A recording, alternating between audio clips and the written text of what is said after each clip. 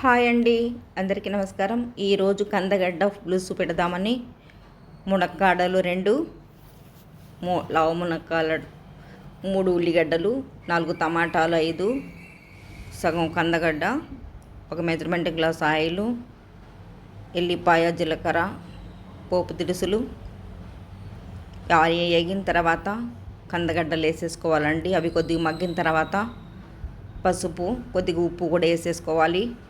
కందగడ్డ తొందరగా ఉడకదండి, అందుకోసమని ముందు నూనెలో వేగినిస్తే తొందరగా ఉడికిపోతుంది. ఆ తర్వాత మునక్కాడలు, ఆ తర్వాత టమాటా, పచ్చిమిరపకాయ, ఉల్లిగడ్డలు ఇవన్నీ వేసేసుకొని చింతపండు పక్కన నానబెట్టుకొని పెట్టుకోవాలి.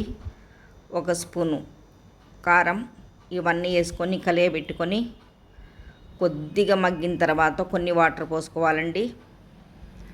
అలా వాటర్ పోసుకొని కందగడ్డ కొద్దిగా మునక్కాడలు కందగడ్డ కొద్దిగా ఉడికిన తర్వాత మనం చింతపండు పులుసు వేసుకోవాలి. ఆ తర్వాత ఉప్పు వేసుకోవాలి.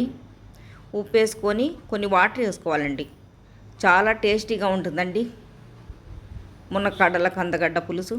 ఇదిగోండి, వాటర్ పోసిన తర్వాత కొద్దిగా దగ్గర పడే ముందు మనం చింతపండు పులుసు ఎక్కువ పుల్లగా వేసుకోకూడదండి, కొద్దిగా పులుపు వేసుకుంటే సరిపోతుంది. ఎందుకంటే టమాటాలు ఎక్కువ వేసాను కదా, అందుకోసమని పులుపు కొద్దిగా తగ్గించేసుకుంటేనే కొద్దిగా పులుపు ఉన్నోళ్ళు గ్యాస్ పాము అవ్వకుండా 50 సంవత్సరాలు వచ్చేటప్పటికి మనం పులుపు కానీ స్వీట్ కానీ ఏదైనా కూడా చాలా జాగ్రత్తగా ఏ టైంలో తినాలి, ఎప్పుడు తినాలని చూసుకొని తింటే షుగరు, బీపీలు అన్నీ కంట్రోల్గా చక్కగాను మామూలుగా ఉంటాయండి.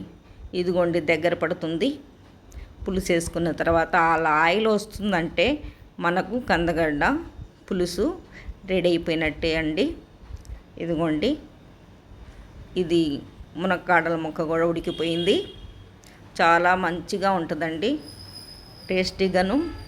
ఇదిగోండి, ఒక బౌల్లో తీసుకుంటున్నాను. అన్నం తిందామని 12 అయింది కదా ఇప్పుడు. ఇక టైమింగ్స్ ప్రకారమే తింటానండి. 7:30కి టిఫిను, 12కి అన్నం, సాయంత్రం ఏదైనా స్నాక్స్, 6:30కి మళ్ళీ అన్నం. ఇంకా టిఫిన్లు అయితే తిన్ను. చిన్నప్పుడు మరి టిఫిన్ తినే అలవాటు లేదు కాబట్టి మా అమ్మ చేయలేదు, నేను తినలేదు. అందుకోసమని ఇలా my channel professional plans Aqsa.